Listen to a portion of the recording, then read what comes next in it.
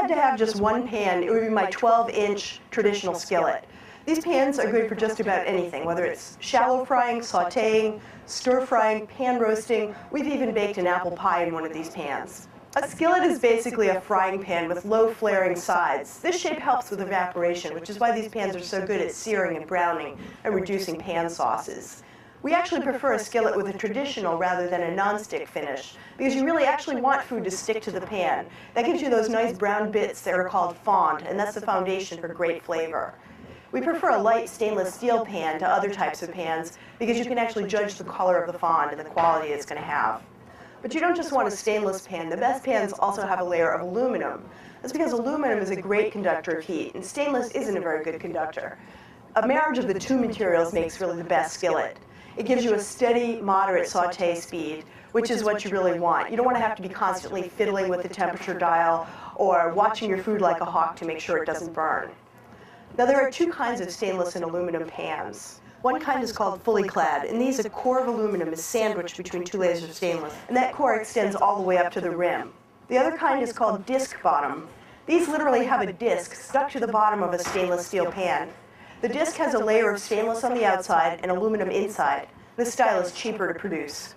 We chose 7 pans ranging in price from $49 to $135.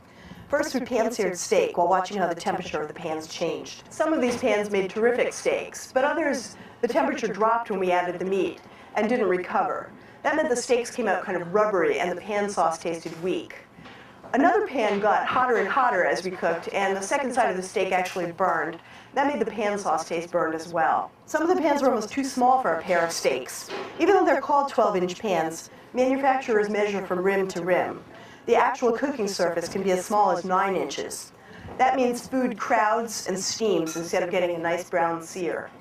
As we made pan sauce, we found that gently curved sides made it easier to reduce the sauce, swirl in ingredients, and scrape the sides. We made crepes to see how evenly the pans browned and whether it was easy to reach in to flip the crepes. Low flaring sides make it easy to reach under the food with a spatula. We also wanted a pan that would be easy to lift and handle. The next test we did was pan roasted chicken. You brown chicken pieces on the stovetop, then move them to the oven and finish roasting. Again, you don't want a pan that's small and crowded or so big and heavy that it's hard to maneuver in and out of the oven. Cooking chopped onions was a great way to measure sauté speed. Over the same 15 minutes, some pans made beautifully golden, evenly cooked onions. Others had pieces that were both too dark or too light in the same batch. The worst was a pan that burned the onions, even though we kept turning down the heat. We also tested sauté speed by placing 6 rings of solder in each pan. This kind of solder melts at exactly 361 degrees. We put the pans on medium heat and timed to see just how long it took for all the rings to melt. Times ranged from just under 3 minutes to just over 6, but our top 2 pans finished at a moderate pace of just over 4 minutes. So what was going on with these pans? Why did some make nice food with little effort and others had us constantly struggling? It came down to the bottom thickness of the pan and its overall construction. The 2 worst offenders were the disc bottom pans, and these had opposite problems. One was mostly stainless steel, which made it sluggish and slow to respond. The other was mostly aluminum, with not much steel to temper the heat, and it just kept getting hotter and hotter and burning our food. Among the clad pans, the thickest pans were the most successful. Now, a kitchen workhorse like your 12-inch skillet is going to see a lot of use. So we wanted to set up 2 abuse tests that would sort of get a sense of how they would hold up. In one, we heated the pans to 500 degrees, then plunged them in ice water to see if they warped or got damaged. They all held up pretty well. Next, we took the pans outside and we whacked them on concrete. An everyday pan gets knocked around quite a bit over the years, so we wanted to see just how toughly constructed these pans are.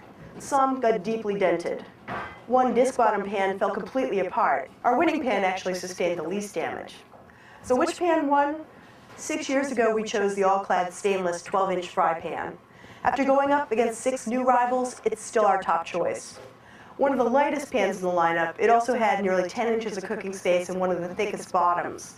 So that made it easy to maneuver and provided steady heat and good even browning. But at $135, this pan is not cheap. Still, the cheapest pans in the lineup performed the worst. This pan is a top performer and we think it's worth the investment. If I had to have just one pan, it would be my 12-inch traditional skillet. These pans are good for just about anything, whether it's shallow frying, sautéing, stir frying, pan roasting. We've even baked an apple pie in one of these pans. A skillet is basically a frying pan with low flaring sides. This shape helps with evaporation, which is why these pans are so good at searing and browning and reducing pan sauces. We actually prefer a skillet with a traditional rather than a non-stick finish because you really actually want food to stick